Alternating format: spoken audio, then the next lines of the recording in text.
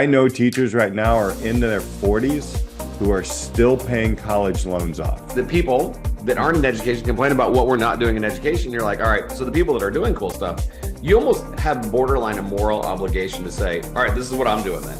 Let me ask you a very quick question. Is it easier to get a passport than it is to substitute teach? Yep. Like, be lazy.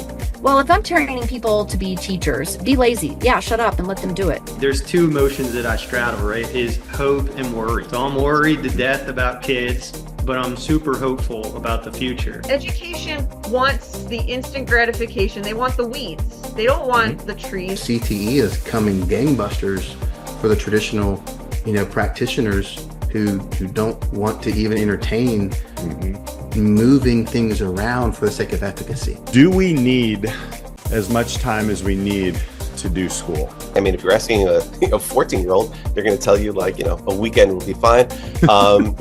But no, I want to challenge kids. If you're about to listen to this podcast, buckle up. You're listening to the Disrupt Education podcast. Here are your hosts, Peter Hostrawser and Alli Dahl. Welcome to the Disrupt Education podcast. Alli, we were disrupting last weekend.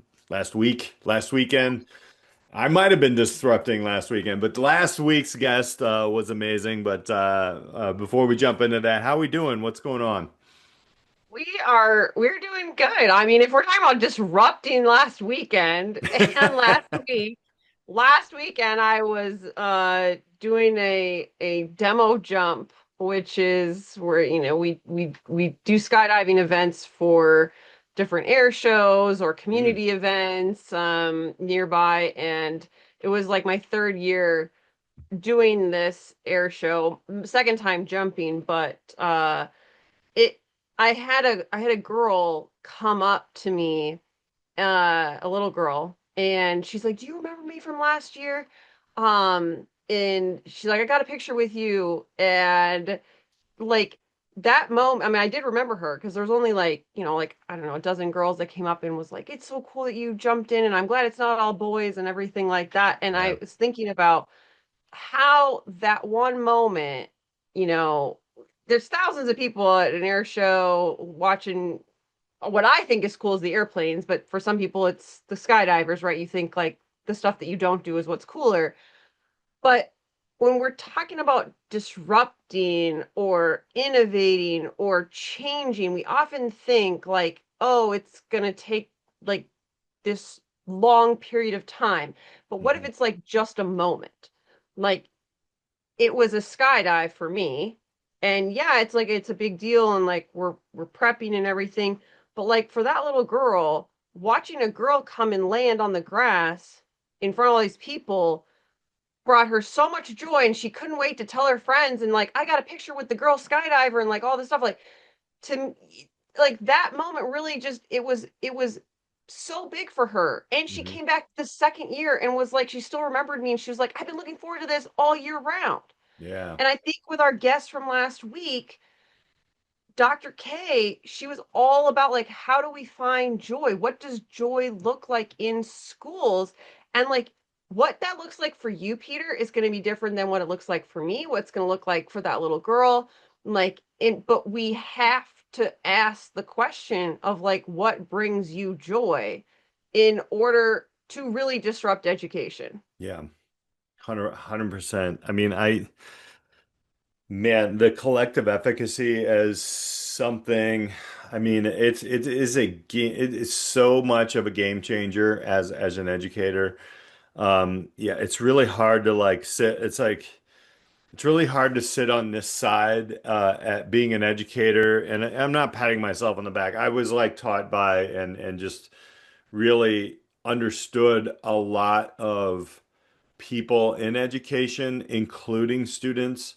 I think it's a lot of luck. It's a lot of research. It's a lot of where you are in this, in the world, in the country around education.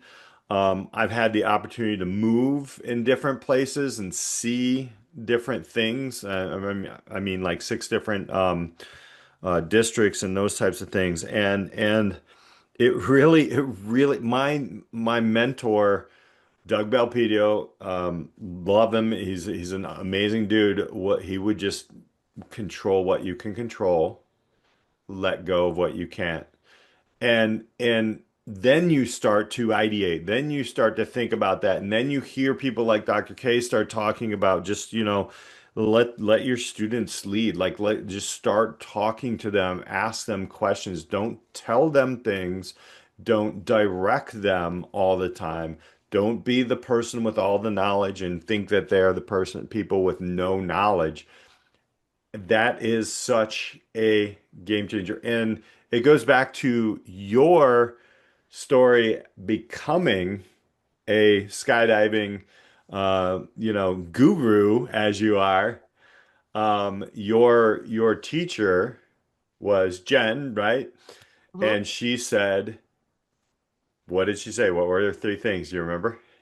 Oh my Be gosh. lazy, Lazy. have fun. I can't remember the third one. My brain is like, I I wasn't know we're expecting to mush go right there. now because we're just, but that it comes back to that. It's so much easier when you become curious and you stop trying to control the entire system. Trust me, I tried to control the entire system, but she was spot on. That was a total, like, that was, I would say that was a bachelor in teaching degree right there on our last podcast. Amazing. Yes, if you could hear the wisdom in Dr. K's words, for sure she gave you a whole course or two worth Hmm. of knowledge in how to show up, and I love what she said, like, how can you make school the best 7 hours of your day, and and like reframing just that, Yeah. like, is such a game changer. And I think she was like the podcast guest we didn't know we needed. And I will say this, like, Dr. K reached out to us, filled out our form on our website, Hmm. disrupteducationpodcast.com. Like, she wanted to be a guest and filled it out. And like, we read every single one and we're like, this fits. Like, we didn't know how it was all going to come together. But Right. when we started this series with Christy, and Christy is all about education vitality, edu vitality. Hmm. And I was really thinking about Christy's work in what Dr. K is doing in terms of like school vitality. Yeah. And if she came right on and said it, she said, like, people think that, you have to change what's at home in order for school to be great. And she was like, no, that's not what the research says. The research says that you have to have teacher efficacy and Hmm. this collective efficacy. And that's what really changes the game for students. So if you're a leader and you're like, what can we do to help our students? How can you raise up your teachers? Yeah. How can you raise up the culture of the school and make it feel like it's a place where you want to go? Hmm. We've lost sight of like the joy that is needed to like live in the world somewhere along the way. But Hmm. like, what a disruptive thought in education to be like, ask your teachers what would bring them joy. I Right. love the story she shared near the end about like the teachers wanted to change the bathroom or they wanted to change like how the students were greeted. And it's like, let them, Yes. Yeah. right? Like, what? Let them, if that brings them joy, like, true leadership is raising people up. I believe that. Yeah. And your teachers, they want voice. If they feel like they have voice, don't you think that would trickle to the students? Then they're going to give their students voice.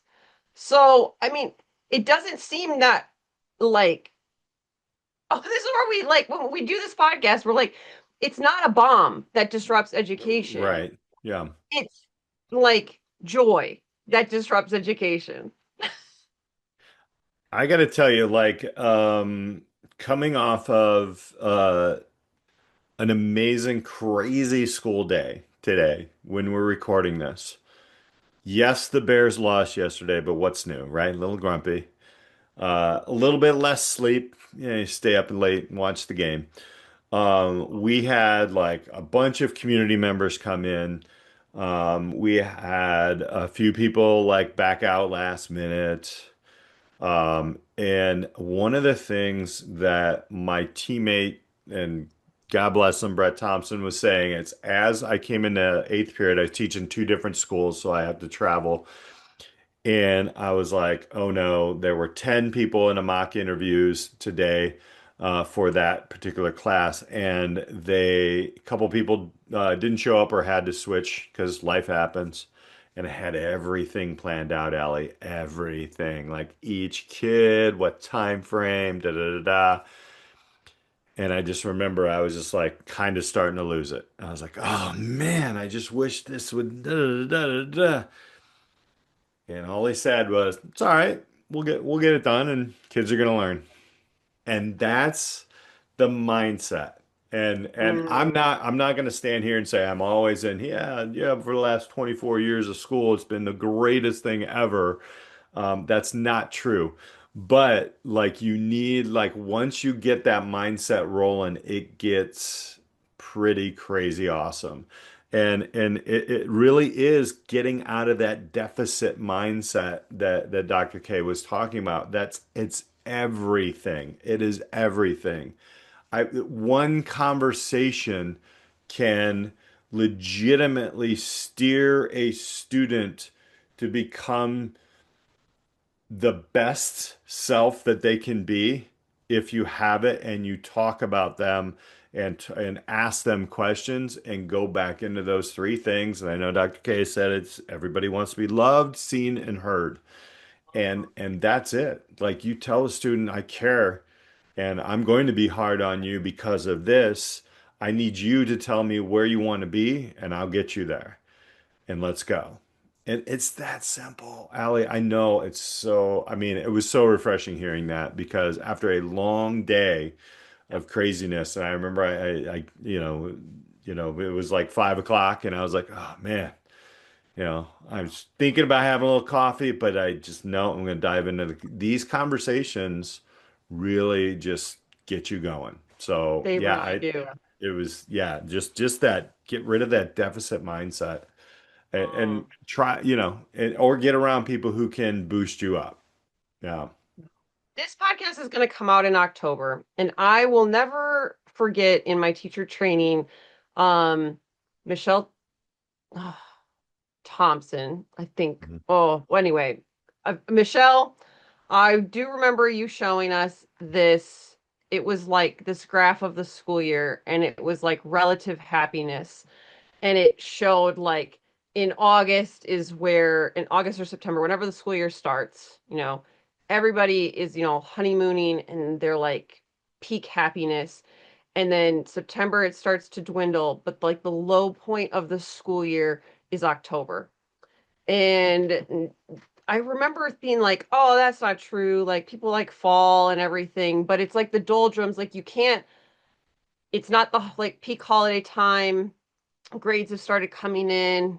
Kids are told whatever verbiage is going around that they're failing or it's the same as last year or whatever. Like, you've got more incidents and behavior start like it's a low point because you can't see the end. There's nothing like no final grades have come in yet. So there's no like necessarily accountability versus like second semester kids are like, I'm gonna do better than last semester, etc. The rejuvenation of a new year. And so like if you are feeling like October right now is difficult or you're feeling challenged by it and you're in a mindset that you can't get yourself out of, you didn't listen to last week, like go listen to Dr. K. You're going to Yeah. be uplifted. And then if you know someone in education who you feel like they could benefit from being uplifted and like maybe the conversation with Dr. K is a great entry point for them to disrupt their own education and kind of their sentiments around education because I do feel like the podcast last week was very accessible. It Hmm. didn't even go necessarily in the place that I thought it was going to because Dr. K's work, you know, what grabbed our attention is yes her work around like creating environments that are joyful, but it was also, she's an Emmy nominated like film director for the from preschool to prison documentary. Hmm. And you're like, how did talking about the pipeline of people being in preschool to prison turn into this work of like making people happy at work and it's school and education? And you can totally see how it ends up there. Hmm. But like, we try to find these really cool people to talk to, and then it's like their energy, you can't predict it when you Right. podcast, but hers is so contagious, and I think that's what makes that episode so special and her work so important. Is like, if you want to disrupt education, you got to find people like Dr. K to kind of revitalize you when you're like in the doldrums and you're feeling like I can't do this work. And because she talked about, when you start using phrases like I can't, well, you got to switch that and be like, well, what can I Hmm. do? Or what can our students do? Or what can our teachers do? What can our leaders do? And focusing on that growth mindset Yeah. and focusing on what we can do is such a game changer, It, especially it, this time of year. yeah, definitely. I think there is a pivotal point in all of this, and you know, when the preschool to prison documentary, there's going to be things in there, and I've seen it. I was talking about after it, the America to Me documentary, and there's a lot of feelings that come out as an educator, as a teacher, as a principal, as a superintendent. When there are damaging things that are happening in our schools, and we initially, and I've done this, you fight back. You're just like, no, that's not me, or this is, and just let it like what I had to do because I had to get over myself, honestly, as an educator. um, I had to like really just take it in, right? Just Mm. take it in. What can I use and learn from this to just make things better? And I that's exactly where this podcast went, I mean, I guarantee you, I have sat in courageous conversation workshops and different things like that where there are like pretty damning evidence about, the way that things are and how things are steered and maneuvered in situations. I mean, we even talked about it a little bit when with the acronyms and the assumptions and those types of things, right? Um, you have to get over yourself. You really do, right? And I'm not going to sit here and say the first time I saw some of these things that I wasn't like, well, that's not me no, it's not about you, me, and Dr. K said it doesn't matter if you're voting left or right. It's not about that. It really is just about like taking it all in and then how can we make it better. And I really like the way that she put that out there. She made sure that we understood that in the documentary, it's not about parents, it's not about everything, it's about the system and school. But it's not pointing fingers at educators. It's just the way it is right now, right? And then how can we? She's telling a story, and so there's very easy ways to after you get over yourself as an educator and you don't take it personally, you just take it as is. It's a game changer, Allie. It's a game. I That's why I like throughout that whole podcast last week, I was smiling because I'm like, here it is. I mean, here it is. Somebody else gets it. And of course, yeah, she was a journalism major. I'm a broadcast journalism major. So yeah, we were both on radio in the 90s and the college. Come on. The stars align. But like really, just just going into ways to really start to take a look at change as soon as you get over yourself, as soon as you get out of that, I can't, as soon as you get out of that deficit mindset, you know, don't assume. I mean, she gave three huge hints there. Don't assume that parents aren't doing things, right? Don't make that assumption. You know, let's look at language. Hello, Jason Van Nuss. You are the guy, right? Talking about semantics. I mean, he's diving into that. If you want to go follow somebody doing that as well, and then the labels. We should do a whole series on labels in education, which we probably will. There are so many labels, you know, you're a sped kid, you're an English learner, or you're a language learner. Like what? Like you know language. Like, it's just yeah, there's so many pieces there. But those are just three, and you just start taking a look at, oh, right? Just when she asked that one educator that question, well, what can your students do? You just flip the script. You do a little something opposite there. And where have we heard that before? So love that podcast. Yeah, it fits right into our series here as we're kind of coming into it. That was just mindset thrown at us. Like I don't know. I can't describe it. I'm elated. I don't even know if I felt like I had Put it 6 cups of across. coffee. You got the buzz. I know I'm Podcast buzzed. buzz. I'm buzzed on education right now. So I love that. Uh, just with you saying, like, you know, all of that about just how uplifted you have, and what I loved most, and I said it on last week's episode, is that some of the suggestions that she's providing can make real impact in less than a day. yeah. That's what I loved about her work, and that's why I'm like, it's so accessible, is Hmm. that she's talked about workshops and stuff that would take half a day or a full day, or, you know, like certainly you'd want to do more than that. However, if you're like, that's what I can do right now, that's what we can carve out time for right now, then Hmm. you could do this work right now. Yep. That's what I loved most about it, is that, you know, I think we can get in this mindset where we feel like we can't do change. We can't disrupt education. We can't.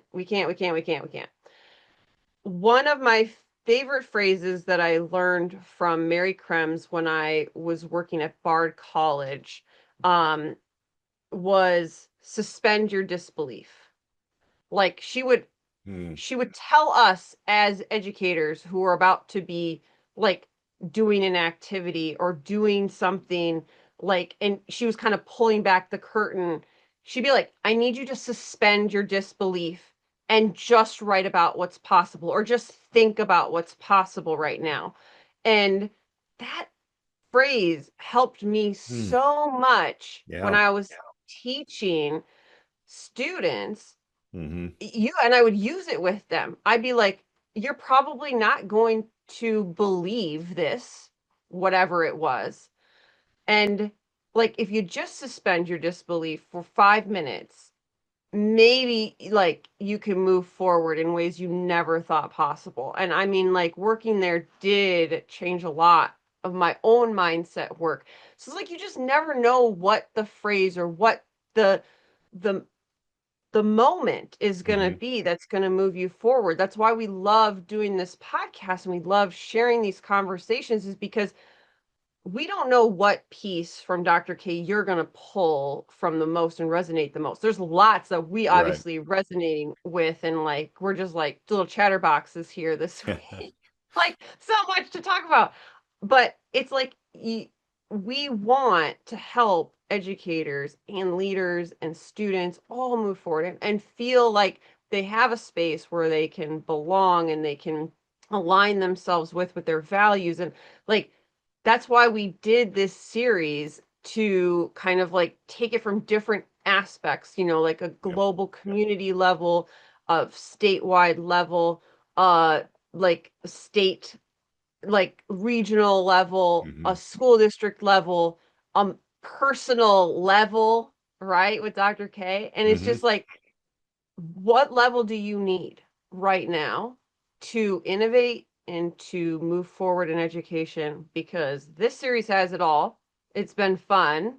Like, I know we're gonna like unpack it a little bit more before we get into our next series, but like, what a way to end it. Yeah. As we're kind of like rolling through 2025. It feels weird that we're already planned out for 2025. It's kind of crazy to think about. Yeah. And but you just never know, like, what is the moment? And I think this conversation is one we're going to come back to a lot next year and be like, this was really important to figure out, like, how do you choose joy? How do Mhm. you choose joy? And if you're in a leadership position, how do you empower others to choose joy? Because that's such a game changer for the workspace. I think that's a great like ending to this episode because it really is a mindset. It really is, just choose. And that choice. I really like you sharing that, suspend your disbelief. I've used sort of a term like that before, but I've never heard. I know you've said it to me before, but I think it's a great thing to throw out to our listeners as we wrap this podcast up is I always said like, what if? Why not do it? Suspend your disbelief and try something. Um, I think one of the things that I think about every once in a while when you think about, all right, am I done teaching? Am I going to quit or whatever is, you know what? Just try to do whatever the hell you want to do in the classroom to bring joy to everybody and adapt that, put your curriculum in with it. Because if you're going to quit, um, you know, you might as well try something fun. Because if you get fired, you're going to quit anyway. So as an educator, I think that, suspending your disbelief and just going for it is an amazing quote. And thank you for sharing that, Alli. This has been an amazing series. I know we'll unpack a little bit more, but go back through this series. Some great guests. Um, these are master classes. I mean, and please reach out to any and all of our guests. Connect with everyone on LinkedIn. Connect with us. You can throw our names out there. You can go to disrupteducationpodcast.com.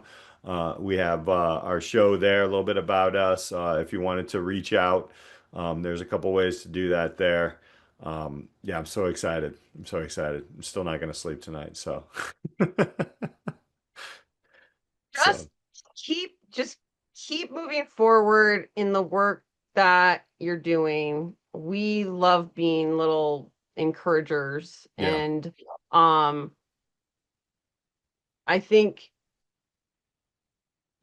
I just want to hit this one last time is that Dr. K said, like, the number one thing to disrupt education, she didn't word it like this, but the number one thing to disrupt education is teacher efficacy and collective efficacy. And so it's like, if you are joyful as an educator, you will make the biggest impact. That's what the 100%. data says. That's what the research says. So, like, whatever that looks like to you, we are encouraging you to do that work because that's what's going to make the biggest impact on kids. And that's what we care about. Spot on. For Alli Dahl, I'm Peter Hostrasser. Thank you all for listening to the Disrupt Education Podcast. We'll catch you next week. See you later. Thank you for joining us on the Disrupt Education Podcast. If you found today's conversation valuable, we'd appreciate it if you subscribed and shared it with someone on their own learning journey. We're also excited to announce our new career coaching services, where you can work directly with Peter and Alli to clarify your path and showcase your unique value. Visit disrupteducationpodcast.com to learn more. Until next time, keep questioning, keep growing, and keep disrupting education.